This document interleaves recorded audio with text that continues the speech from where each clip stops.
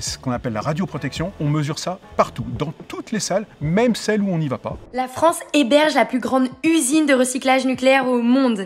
Elle se situe à La Hague, à 20 km de Cherbourg dans le Cotentin. Pour en savoir plus, nous avons demandé à Pascal Aubray, directeur d'Orano La Hague, de nous parler de son usine. 38 000, c'est le nombre de tonnes qu'on a traitées depuis l'existence de La Hague sur ce site. Alors c'est un grand site, déjà ça fait en quelques chiffres, ça fait 3 km de long, 1 km de large, 5000 personnes qui viennent tous les jours, donc c'est vraiment un gros site. On en voit, il faut voir en tête, quand on le regarde, on ne voit qu'un tiers en surface, 2 tiers est en profondeur. Donc déjà on le voit grand, mais en fait, il est très très profond. Au regard de la matière manipulée, la sécurité et la sûreté sont les priorités absolues dans une usine comme celle de La Hague. Le lieu a donc été pensé pour se protéger du combustible nucléaire. Alors, en gros, pour se prémunir de la radioactivité, entre nous et le combustible, on a plusieurs choix. Ça pourrait être de mettre du béton, 1,20 m de béton. Les salles où sont manipulés les combustibles sont même complètement inaccessibles pour l'homme. Donc par exemple, dans cette salle, depuis 1986 où elle a été fermée et mise en service, personne n'est rentré à l'intérieur. Et donc on opère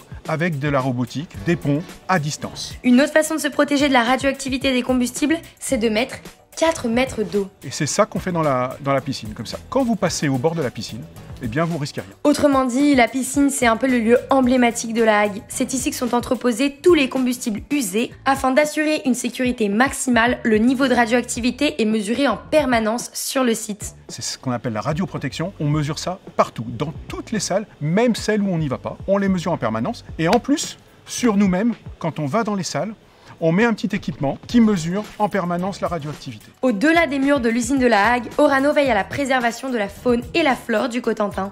Des techniciens réalisent des prélèvements quotidiens sur la mer et en terre. Alors, la radioactivité, il y en a partout. Dehors, partout, en France, ailleurs, il y en a partout, plus ou moins. Et donc l'impact de La Hague par rapport à l'extérieur, c'est 100 fois moins. Parce qu'on protège à l'origine le combustible usé pour qu'il n'ait pas d'impact sur l'homme.